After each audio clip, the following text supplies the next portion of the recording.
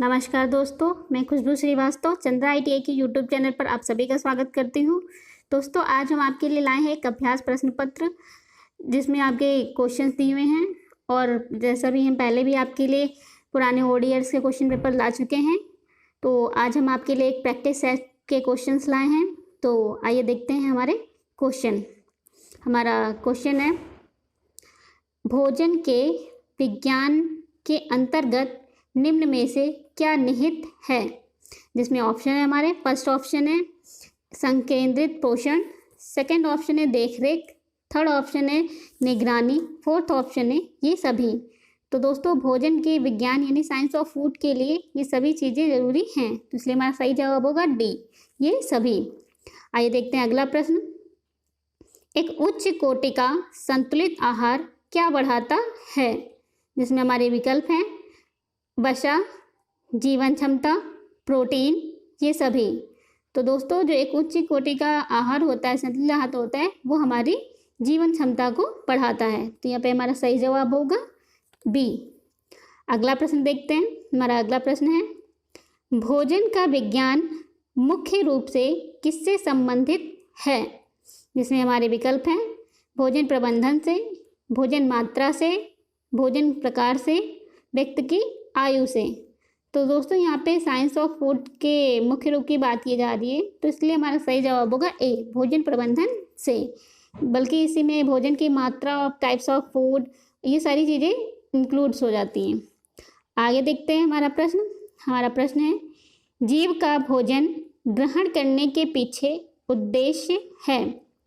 पहला ऑप्शन है सक्रिय जीवन, सेकेंड ऑप्शन है स्वास्थ्यतापूर्ण जीवन, थर्ड ऑप्शन है शारीरिक विकास और फोर्थ ऑप्शन है ये सभी। तो दोस्तों, भोजन इन सभी चीज़ों के लिए, जीव के लिए ज़रूरी है, तो इसलिए हमारा सही जवाब होगा डी, ये सभी। बढ़ते हैं दोस्तों, देखते हैं हमारा अगला प्रश्न। हमारा अगला प्रश्न है, निम्न में से भोजन में सम्मिलित पदार्थ कौन सा है। फर्स्ट ऑप्शन है विटामिन, सेकेंड ऑप्शन है शर्करा, थर्ड ऑप्शन है अम्ल, फोर्थ ऑप्शन है प्रोटीन।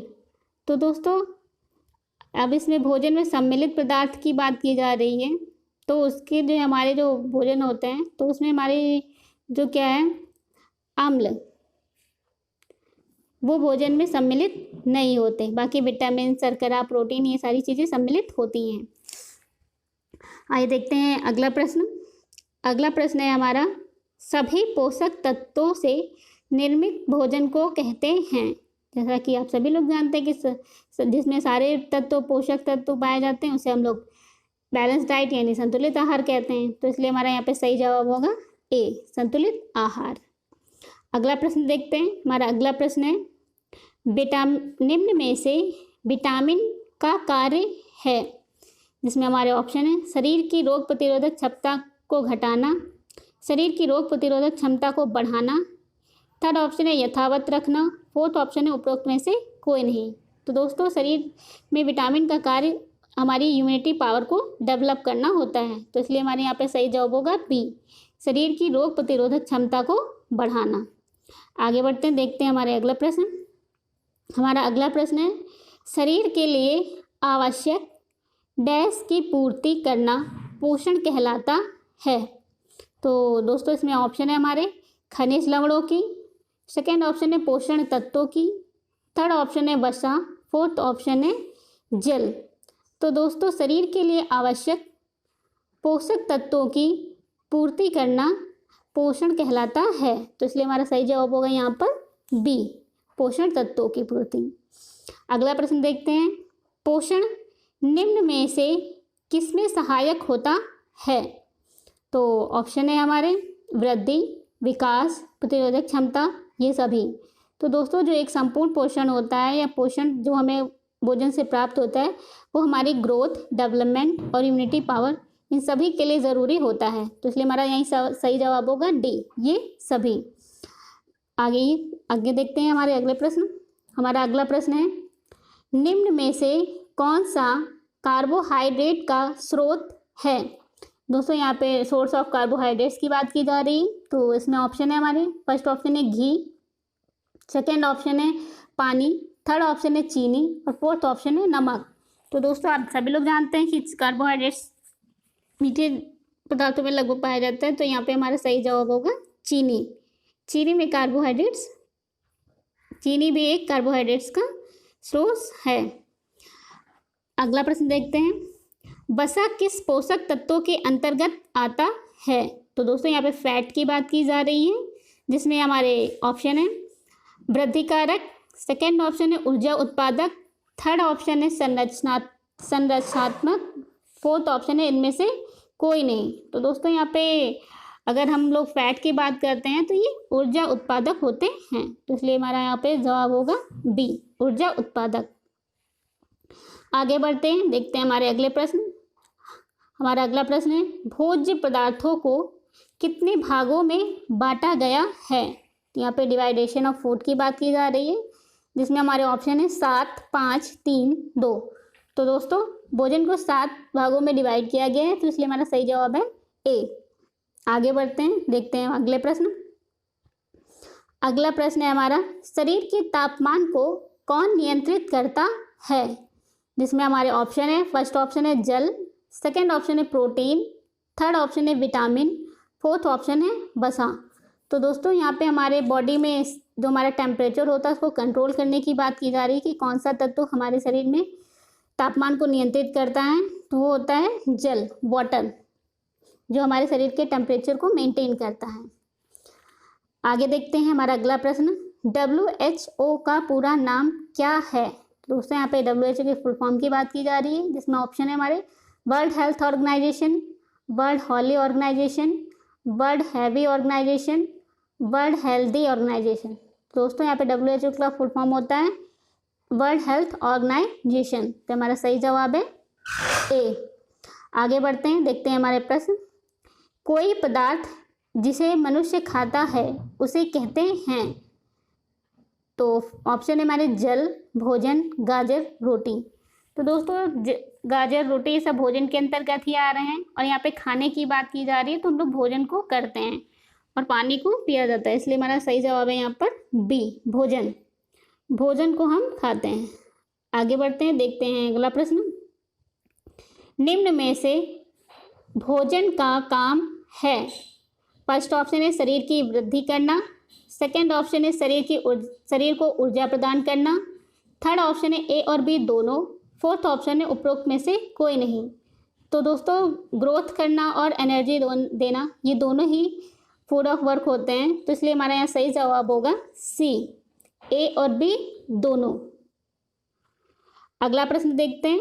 अगला प्रश्न है हमारा, शरीर में नए तंतुओं का निर्माण किसके द्वारा होता है? तो यहाँ पे ऑप्शन है हमारे भोजन से, सेकंड ऑप्शन है घूमने से, थर्ड ऑप्शन है सोने से, और फोर्थ ऑप्शन है दवाई लेने से। तो दोस्तों हम अगर संतुलित आहार लेते हैं तो इससे हमारे टिश्यूज यानी तंतुओं का निर्माण होता है और हमें एनर्जी मिलती है। तो हमारे लिए जो फूड इम्पॉर्टेंट है तो वो है भोजन, तो इसलिए हमारा सही जवाब है ए, भोजन से नए तंतुओं का निर्माण होता है। अगला प्रश्न देखते हैं। हमारा अगला प्रश्न है, निम्न में से कौन सा पौष्टिक तत्व नहीं है? तो दोस्तों यहाँ पे कौन सा पौष्टिक तत्व नहीं है उसकी बात की जा रही है, तो तत्व की बात की जा रही है। तो ऑप्शन है हमारे, फर्स्ट ऑप्शन है वसा, ये भी ज़रूरी होती है, प्रोटीन व पानी ये भी ज़रूरी होता है, हवा, और फोर्थ ऑप्शन है खनिज लवण। तो दोस्तों यहाँ पे हमारे अगर फूड से रिलेटेड देखा जाए तो हवा फूड में नहीं आती है, ठीक है, तो यहाँ पे हमारा जवाब होगा सी, हवा। हवा जो है पौष्टिक तत्वों में नहीं आती है, तो इसलिए हमारा ऑप्शन सी सही होगा।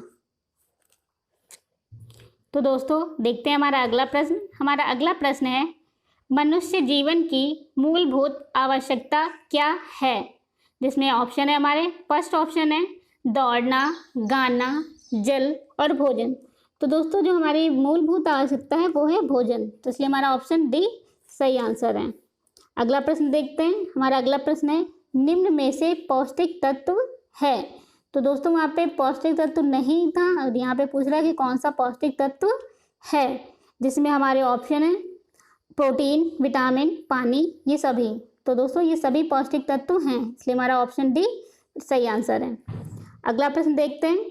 अगला प्रश्न है हमारा, शरीर को आवश्यक पोषक तत्वों की पूर्ति करना कहलाता है।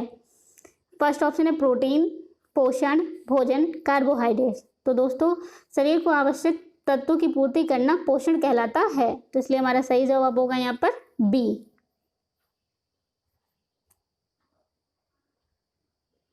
अगला प्रश्न देखते हैं। हमारा अगला प्रश्न है, निम्नलिखित में से क्या शरीर में रोगों से लड़ने की क्षमता में वृद्धि करता है? जिसमें हमारे ऑप्शन है जल, वायु, पौष्टिक भोजन, प्रोटीन। तो दोस्तों जैसे आप ऑप्शन में ही देख रहे हैं कि रोगों से लड़ने की क्षमता में वृद्धि प्रदान करने की बात की जा रही है, तो वो होता है हमारे पौष्टिक भोजन। यानी पौष्टिक भोजन हमें शरीर में रोगों से लड़ने की क्षमता प्रदान करता है। अगला प्रश्न देखते हैं, निम्न में से कौन सा कार्बोहाइड्रेट्स का स्रोत नहीं है? जिसमें ऑप्शन है हमारे अंडा, सेकंड ऑप्शन है मड, शर्करा, ये सभी। तो दोस्तों यहाँ पे कह रहा है कि इसमें से कौन सा कार्बोहाइड्रेट्स का स्रोत नहीं है। तो दोस्तों यहाँ पे हमारा सही जवाब होगा ए, अंडा। अंडा जो है ये प्रोटीन का स्रोत होता है। आगे बढ़ते हैं, देखते हैं हमारा अगला प्रश्न। हमारा अगला प्रश्न है, कौन सा तत्व मनुष्य की प्रतिरोधकता को क्षीण बनाता है? तो दोस्तों यहाँ पे ऑप्शन है हमारे वसा, चर्बी, कुपोषण, पोषण। तो दोस्तों कुपोषण का मतलब यहाँ पे मैल न्यूट्रिशन की बात की जा रही है, यानी आवश्यकता से कम भोजन लेना। तो जब हम आवश्यकता से कम भोजन लेंगे तो हम बहुत सारे रोगों का शिकार हो जाएंगे, नहीं हमारी प्रतिरोधक क्षमता, इम्यूनिटी पावर कम हो जाती है। तो यहाँ पे हमारा सही जवाब होगा सी, कुपोषण। आगे बढ़ते हैं, अगला प्रश्न, कार्बोहाइड्रेट्स में क्या उपस्थित होते हैं? जिसमें हमारे ऑप्शन है oxygen, calcium, haemoglobin, carbon, oxygen, hydrogen. तो दोस्तों कार्बन, हाइड्रोजन और ऑक्सीजन से कार्बोहाइड्रेट्स बना होता है, तो इसलिए हमारा सही जवाब है डी, यानी कार्बन, ऑक्सीजन और हाइड्रोजन का संगठित रूप है कार्बोहाइड्रेट्स, इसीलिए इसे एनर्जी गिविंग फूड्स बोलते हैं। आगे देखते हैं हमारे अगले प्रश्न। हमारा अगला प्रश्न है, निम्न में से कौन सा वसा का एक प्रकार नहीं है? तो दोस्तों यहाँ पे कौन सा वसा का प्रकार नहीं है उसकी बात की जा रही है।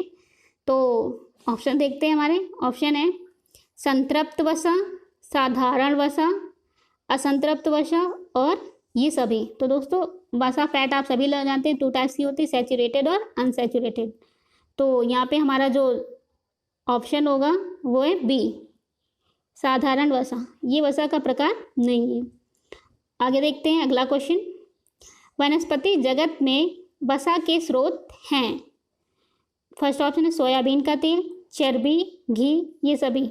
तो दोस्तों यहाँ पे वनस्पति जगत में वनस्पति की बात की जा रही है, बाकी आपकी, तो इसमें हमारा सही जवाब होगा ए, सोयाबीन का तेल, ये वनस्पति जगत में वसा का स्रोत है। आगे बढ़ते हैं, देखते हैं हमारे अगले प्रश्न। हमारे अगले प्रश्न में है संक्रामक रोग के कारक हैं। तो दोस्तों यहाँ पे केमिकल डिसीज की बात की जा रही है, तो जिसमें ऑप्शन है हमारे प्रोटोजोआ, कवक, वायरस, ये सभी।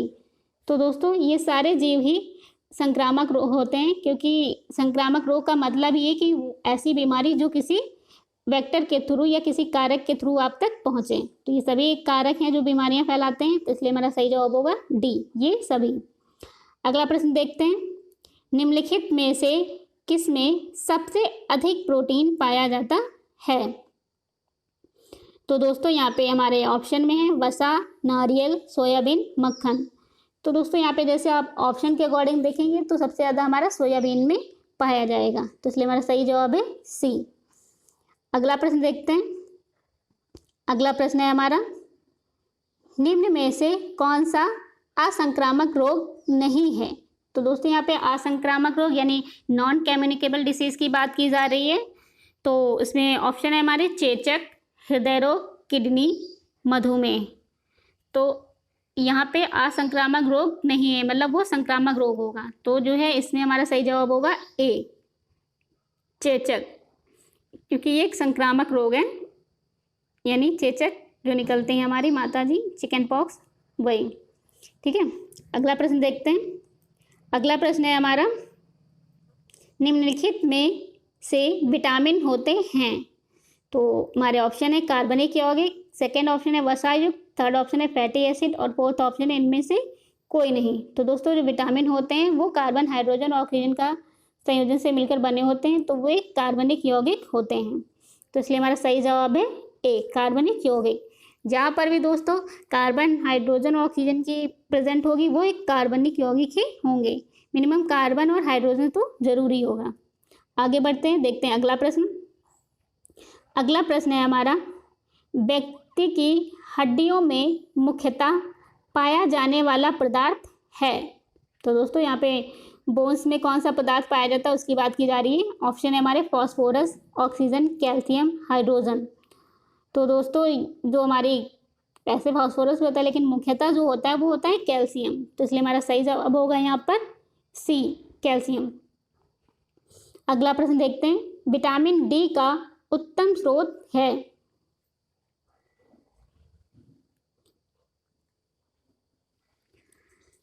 जिसमें ऑप्शन है हमारे, फर्स्ट ऑप्शन है आर्द्रता, सेकंड ऑप्शन है सूर्य, थर्ड ऑप्शन है विटामिन, फोर्थ ऑप्शन है इनमें से कोई नहीं। तो दोस्तों आप सभी लोग जानते हैं कि सूर्य की किरणों में विटामिन डी प्राप्त होता है जो कि फ्री ऑफ कॉस्ट होता है। तो इसलिए हमारा यहाँ पे सही ऑप्शन हो सकता है सूर्य, यानी बी आंसर। वो हमारे विटामिन डी का उत्तम स्रोत है जो हमें फ्री में मिलती है, नेचुरल।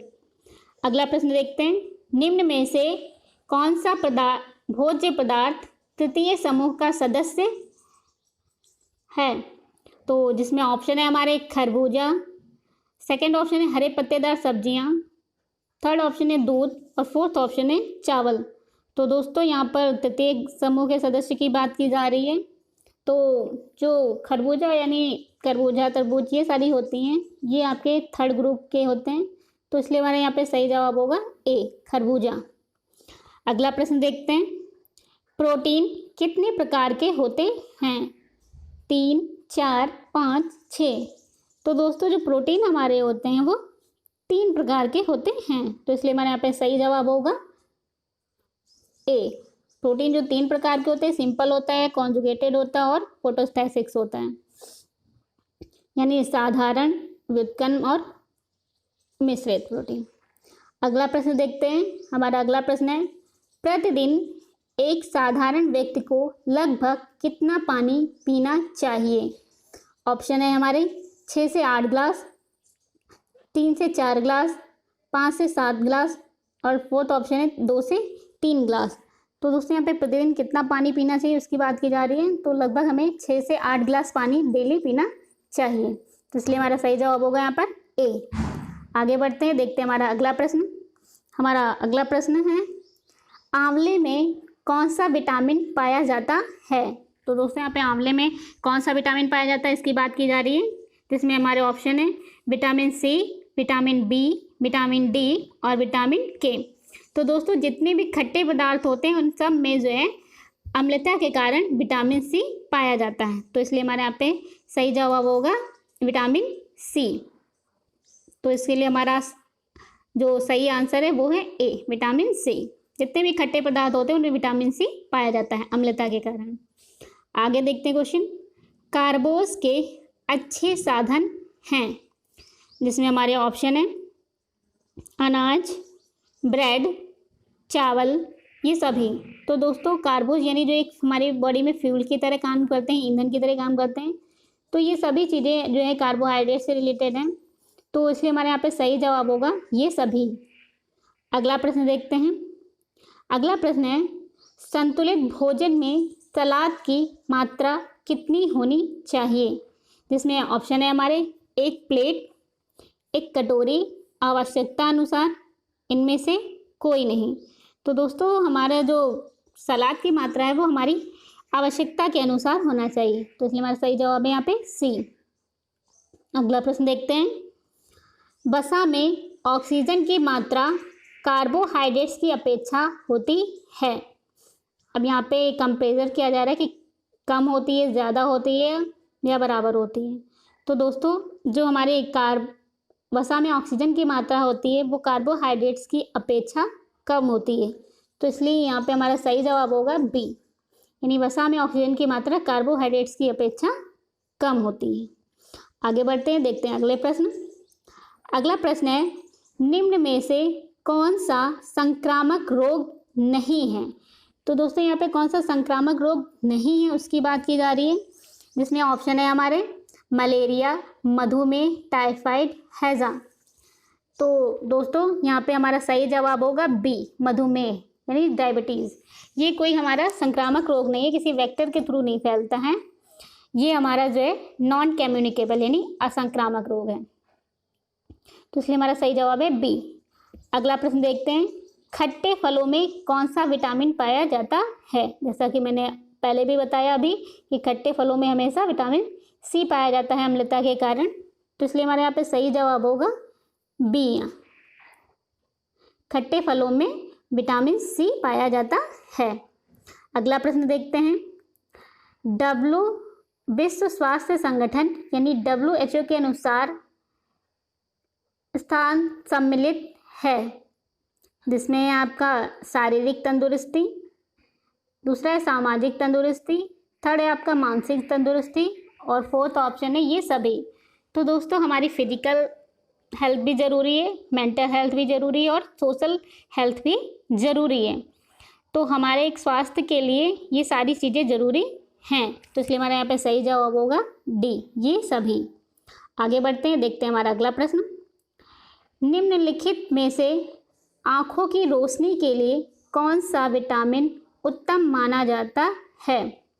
तो हमारा ऑप्शन में है बी, सी, ए और के। तो दोस्तों जो आँखों की रोशनी के लिए होता है वो हमारे लिए सबसे उत्तम होता है विटामिन ए, जिसकी कमी से हमारी आँखों में नाइट ब्लाइंडनेस यानी रतौंधी नामक रोग हो जाता है। तो आँखों के लिए जो सबसे उत्तम विटामिन है वो है ए, तो इसलिए हमारा सही जवाब है यहाँ पर ए।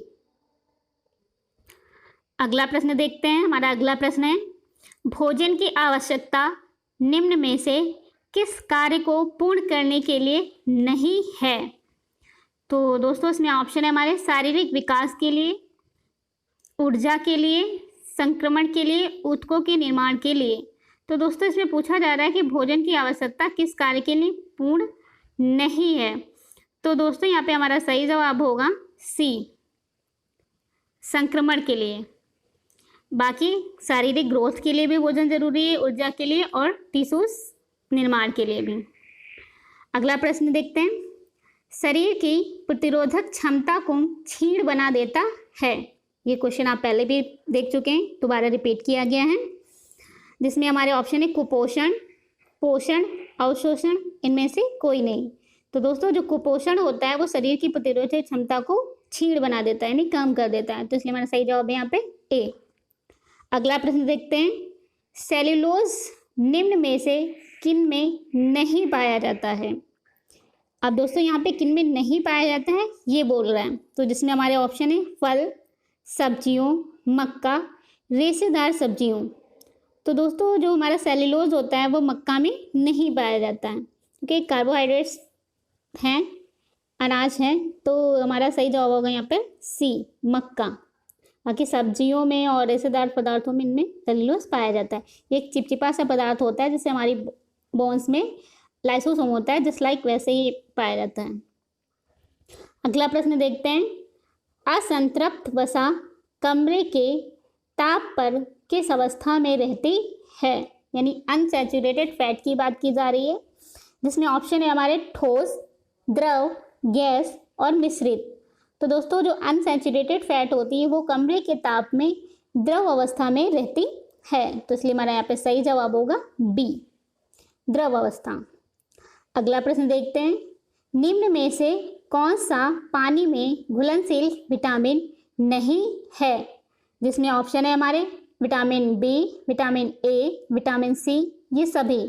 तो दोस्तों जो हमारा विटामिन ए होता है वो पानी में घुलनशील नहीं होता है, तो इसलिए हमारे यहाँ पे सही जवाब होगा ए। बाकी बी और सी पानी में घुलनशील होते हैं। आगे देखते हैं हमारे अगला प्रश्न, अमीनो अम्ल द्वारा निर्मित प्रोटीन क्या कहलाते हैं? जिसमें हमारे ऑप्शन है सरल प्रोटीन, संयुग्मी प्रोटीन, व्युत्पन्न प्रोटीन और उपरोक्त ये सभी।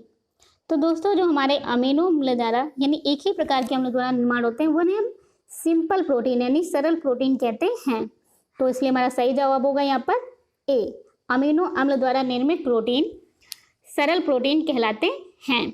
तो दोस्तों फिलहाल इस वीडियो में इतना ही, मिलेंगे आपसे अगले वीडियो में और नए सॉल्व पेपर के साथ।